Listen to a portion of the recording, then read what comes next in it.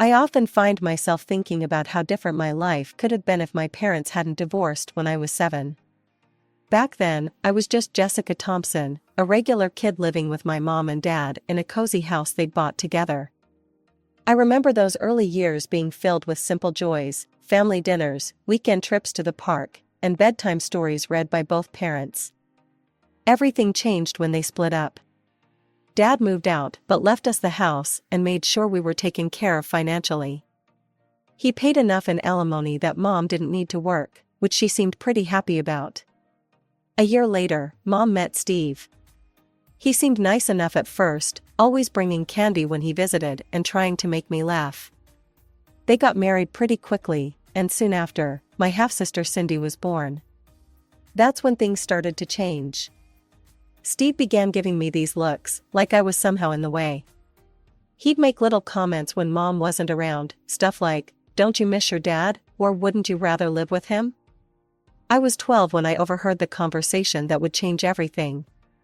"Look," Steve was saying, his voice low but firm, "I got that promotion at work. My salary's nearly doubled. You won't need to work, or Jessica's child support." "But that money helps," Mom replied. "It pays for a lot." "Come on, Sarah. We both know Jessica would be better off with her father. Plus, wouldn't it be nice to just focus on our family? On Cindy?" The way she didn't hesitate before agreeing is something I'll never forget. "You're right.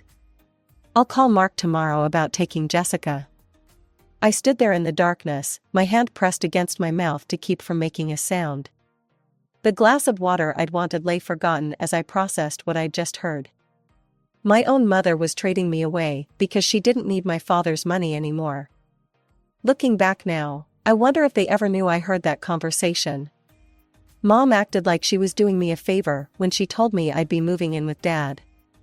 "You'll have more opportunities there," she'd said, as if she wasn't just getting rid of me because I'd become financially inconvenient. Dad welcomed me with open arms, no questions asked. He'd set up a room for me in his apartment, painted it my favorite color, and filled the bookshelf with all the series I loved reading.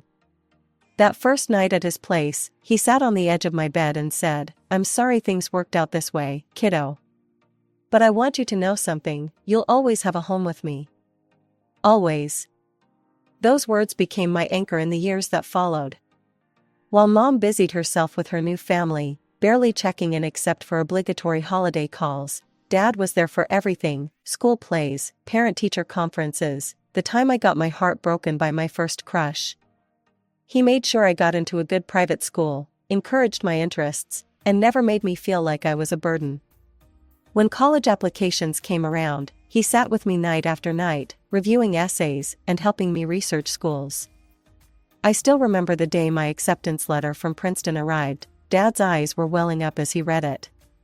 "You did it, kiddo," he said, pulling me into a bear hug. "I always knew you would." College was expensive, but Dad never complained. "Your education is my priority," he'd say whenever I brought up the cost. Those 4 years flew by, and before I knew it, I was graduating with honors and had landed a job at one of the top consulting firms in the city. I rented a nice apartment downtown, not too far from Dad's place. We had dinner together every Sunday, just like we had since I was 12. He'd ask about my work, and I'd tell him about my latest projects.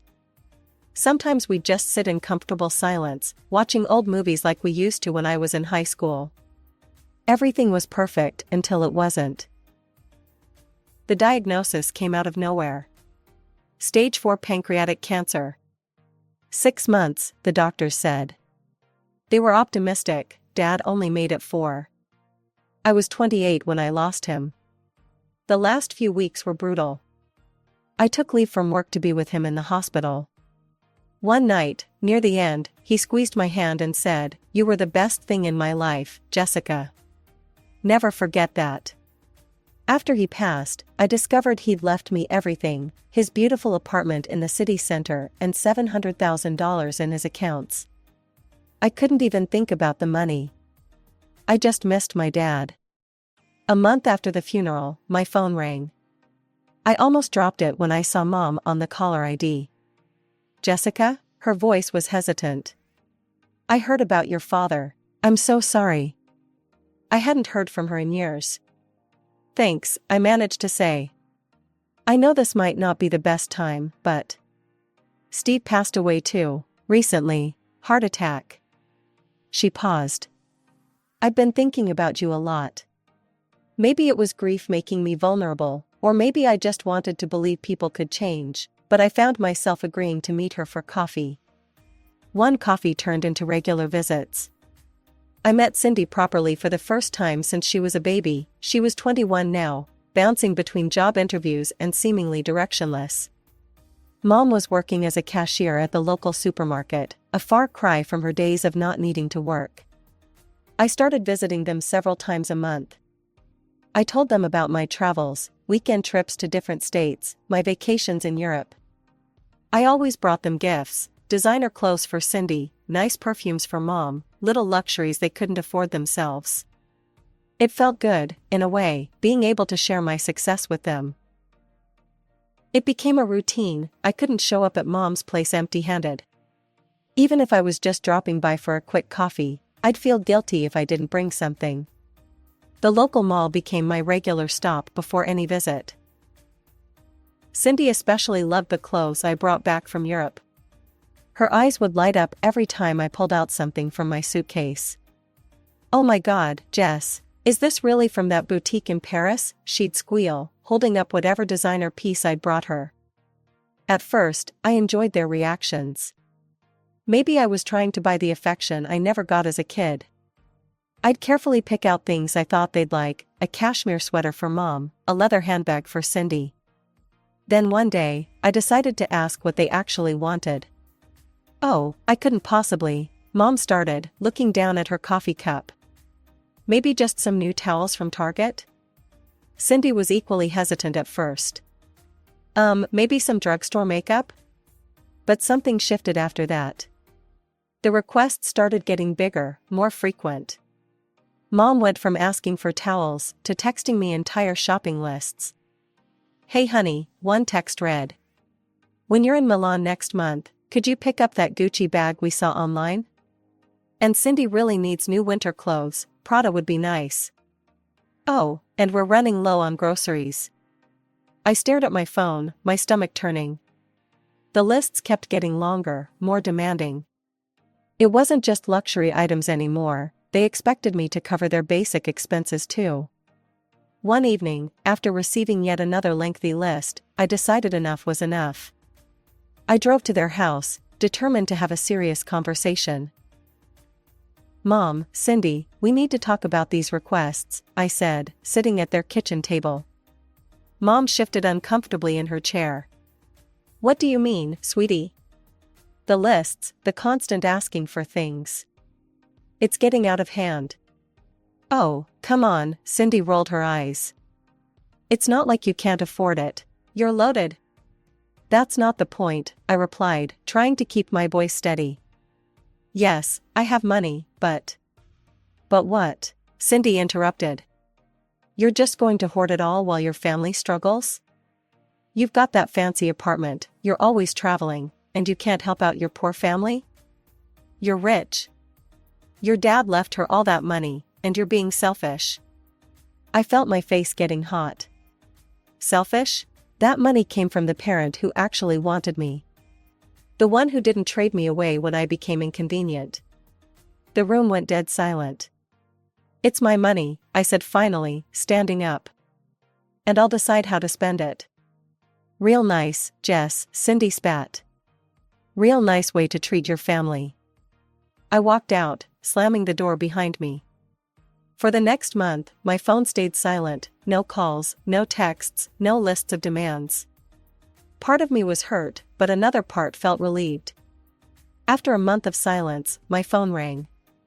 It was Mom. "Jessica, honey, could you come over? I need to talk to you about something important." There was something in her voice that made me worry. Despite our recent argument, I found myself driving to her house that afternoon. Mom was sitting at the kitchen table when I arrived, looking more subdued than usual. Cindy hovered nearby, her face uncharacteristically serious. "What's going on?" I asked, taking a seat. Mom reached across the table and grabbed my hand. "I've been to see a doctor, Jessica.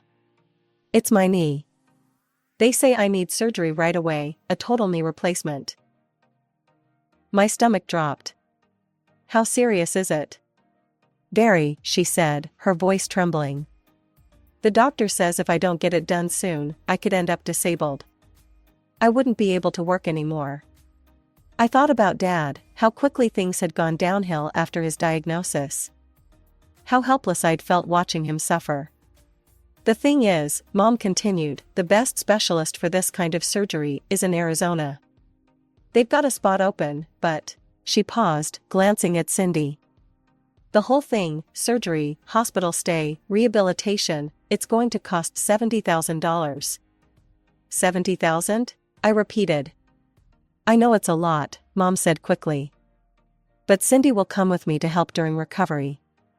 The whole treatment and rehabilitation will take about a month." I sat there, memories of Dad's last months flooding back, the hospital corridors, the beeping machines, the helpless feeling of watching someone you love suffer. I couldn't let that happen again, not if I could prevent it. "I'll help," I heard myself say. "But I can't give you the whole amount at once. I can give you half now, $35,000, and the other half when I get the hospital bill." Mom's face darkened.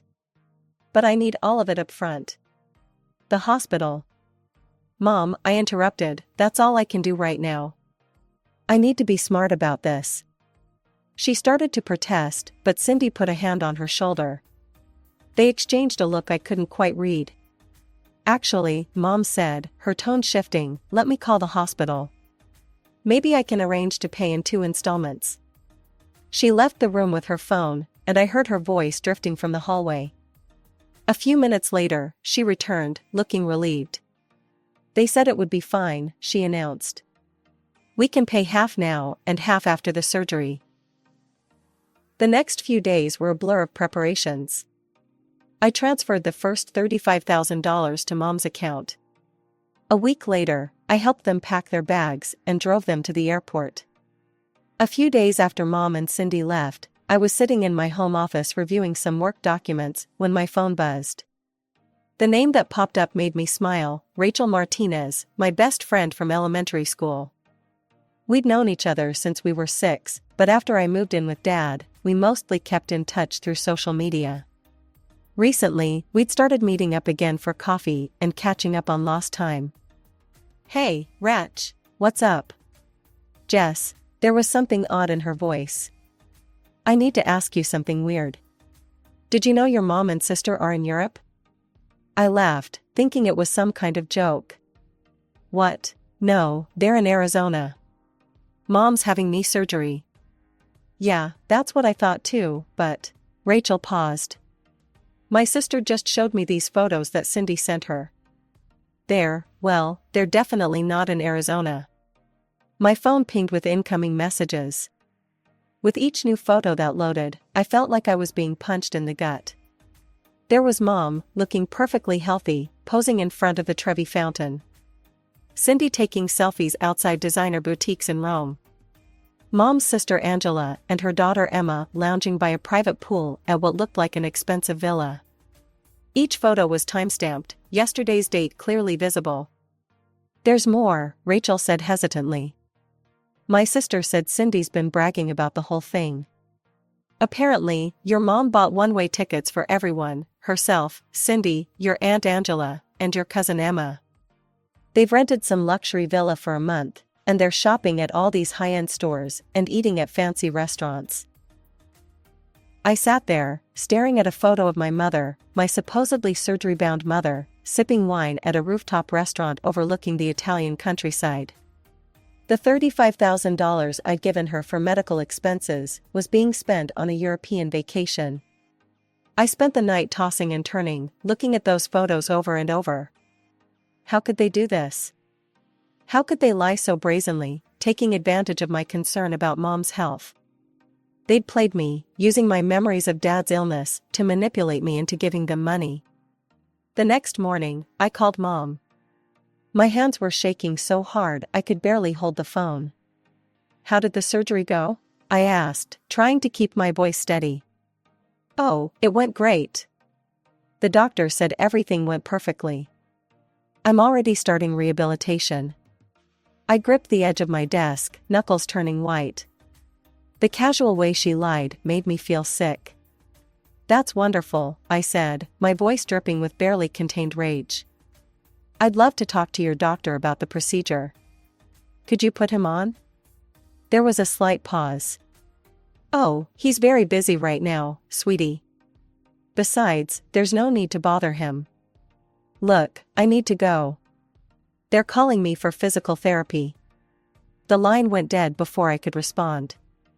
I sat there, staring at my phone, a wave of memories washing over me. Mom giving me away at 12 because she didn't need Dad's money anymore. Mom only reaching out after Dad died and left me his estate. Mom sending me shopping lists, expecting me to fund her lifestyle. And now this, the ultimate betrayal. I decided to play along with their charade, calling Mom every day to check on her recovery. Each time, she had a new excuse ready. The doctor's in surgery right now, honey. He's at a conference today. He's seeing other patients. He's off duty until tomorrow. It was like watching a bad play, where the actor keeps forgetting their lines and making up new ones on the spot. I started keeping a list of her excuses, partly out of anger, partly because I couldn't believe how ridiculous they were getting. Mom, I said during one call, trying to sound concerned, maybe we could do a video chat? I just want to see how you're doing, make sure you're comfortable in the hospital. There was a rustling sound on the other end, probably her covering the phone while she consulted with Cindy about what to say next. Oh, sweetie, I look terrible right now. All swollen and bruised. Plus, the hospital Wi-Fi is awful, keeps cutting out. I could hear Italian pop music playing faintly in the background. Really? I pressed. That's strange for a top medical facility. Well, you know how these things are, she said quickly. Listen, I need to go. Time for my physical therapy. The next time I called, I decided to try a different approach. Mom, just send me the hospital bill directly. I'll wire the remaining $35,000 to their account. No, she said it too quickly, too forcefully. Then, softening her tone, I mean, that's not necessary. Just send it to my account, and I'll handle everything with the hospital. They know me here now. After that conversation, I stopped calling. Let them sweat a little, I thought. Sure enough, a week later, Mom's number appeared on my phone. I watched it ring, imagining her growing panic as she realized the money might not be coming after all.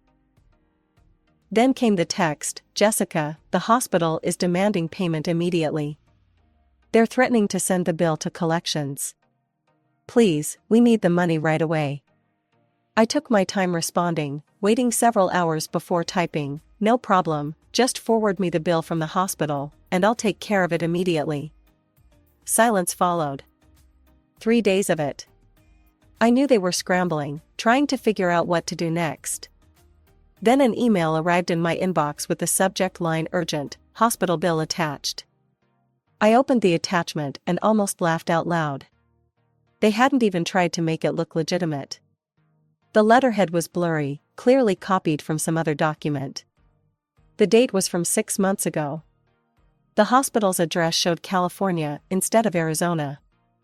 And most tellingly, the payment details section listed Mom's personal bank account. I stared at this pathetic attempt at forgery, feeling a mix of amusement and deep sadness. I photographed a stack of $100 bills I'd withdrawn earlier that week, arranging them fan-like on my desk. Got your bill, I wrote back, attaching the photos. Sending you money. My finger hovered over the send button for just a moment before I pressed it. Game on, Mom, I thought. Let's see what story you come up with next. My phone rang less than an hour after I sent the photos. Mom's name flashed on the screen, and I took a deep breath before answering. Jessica, her voice was shrill, panicked. What's going on? Where's the rest of the money? We've been waiting. Drop the act, Mom, I cut her off, my voice ice cold. I know exactly where you are, and it's not in any hospital. What are you talking about? You're in Italy, at a villa. Shopping at designer stores and eating at expensive restaurants with Cindy, Aunt Angela, and Emma. The line went silent for a moment. I could almost hear her mind racing, trying to figure out how to spin this. How did you? She started. Cindy sent photos to Rachel's sister, who showed them to Rachel, who then sent them to me, I said. Did you really think I wouldn't find out? I've seen everything, the villa, the shopping trips, all of it. You used my father's death, used my grief and guilt about not being able to save him, to scam me out of money for a vacation? Another pause, then her voice changed. The fake concern disappeared, replaced by defensive anger. Fine. Yes, we're in Italy. I knew you'd never give us money for a vacation, but why shouldn't we get to travel too? You're always going somewhere, Paris, London, New York. Meanwhile, Cindy and I can barely afford groceries. That's not fair. Not fair? My voice was shaking now. Not fair is being 12 years old and hearing your mother trade you away because she didn't need your father's money anymore. Not fair is having that same mother show up 16 years later, not because she misses you, but because your father died and left you money. We can talk about all that later, she said quickly. Right now, we have a serious problem. We don't have money for tickets home, and we still need to pay the villa rental. Everyone needs to get back to work, we can't lose our jobs. Please, Jessica, we need that other $35,000. In that moment, I finally saw everything clearly. Nothing had changed. She was still the same woman who'd given me away when I became financially inconvenient. Only now she wanted me back, or rather, she wanted my money back. That's your problem, not mine, I said flatly. Goodbye, Mom. I hung up and immediately blocked her number. Then I went through every social media platform, every messaging app, every possible way they could reach me, and blocked them all, Mom, Cindy, Aunt Angela, everyone involved in this scheme. Sitting there in the silence of my apartment, the apartment Dad left me, I felt something shift inside me. The last lingering hope that my mother might actually care about me, might actually want a relationship with her daughter rather than her daughter's money, finally died. 2 weeks after I blocked everyone, my grandmother called. I almost didn't answer, but Grandma had always been different from Mom, more honest, more genuine. Jessica, honey, she said, her voice worried. Your mother called me. She says she needs $15,000 urgently. I don't have that kind of money, but I thought maybe you. Grandma, I said gently, let me tell you what really happened. I told her everything, the fake surgery, the Italian vacation, the scam to get my money. With each detail, I heard her sighs getting heavier. Oh, Jessica, she said finally. I'm so sorry. I had no idea Sarah would do something like this. Don't worry about them, Grandma, I assured her. They got themselves into this mess, they can get themselves out. As it turned out, I didn't have to wait long to find out how they managed. Rachel called me a few days later. Have you seen what Cindy's doing on social media? She asked. I hadn't, since I'd blocked them everywhere. Rachel proceeded to fill me in. She's running this fundraiser, claiming her wealthy sister abandoned them in Italy without money to get home. She's painting you as this heartless rich person who left her poor family stranded in a foreign country. I felt a familiar surge of anger, but this time it was mixed with something else, amusement. How's that working out for them? I asked. Well, Rachel said, they spent almost 2 weeks trying to raise the money. They had to sell all those designer clothes and bags they bought. Apparently, the villa owner was threatening to call the police because they couldn't pay the rent. And get this, they all nearly lost their jobs because they stayed way longer than their approved vacation time. I shook my head, thinking about how their grand European adventure had backfired spectacularly. A month later, Grandma called again with an update. They're finally back, she said. But Jessica, it's a mess. Your Aunt Angela isn't speaking to your mother anymore. Apparently, Sarah demanded she help pay for the trip after everything fell apart. And she and I had a terrible fight because I couldn't give her money for tickets home. She actually accused me of choosing you over her. I'm sorry you got dragged into this, Grandma. Don't be, sweetheart. Sometimes people need to face the consequences of their actions. After we hung up, I walked to the window of my apartment, Dad's apartment, and looked out over the city. The sun was setting, painting the sky in shades of orange and pink. On my desk, a stack of travel brochures lay waiting. I was planning my next trip, this time to Greece. The old me might have felt guilty about traveling while Mom and Cindy struggled. The old me might have invited them along, tried one more time to build the relationship I'd always wanted with them. But that me was gone, replaced by someone stronger, someone who finally understood that some relationships aren't worth saving. Dad's last words to me in the hospital echoed in my mind, "You were the best thing in my life, Jessica. Never forget that." I hadn't forgotten. And I finally understood that I'd been lucky to have had one parent who truly loved me, who put me first, who taught me my own worth. Mom and Cindy could keep their schemes and manipulations. I had my father's love, his legacy, and most importantly, my self-respect. These days, my life is peaceful. I travel when I want, work hard at my job, and spend time with friends who value me for who I am, not what I can give them. Sometimes, I hear bits of news about Mom and Cindy through Grandma. They're still struggling, still playing victims, still looking for their next mark. But their drama doesn't touch me anymore.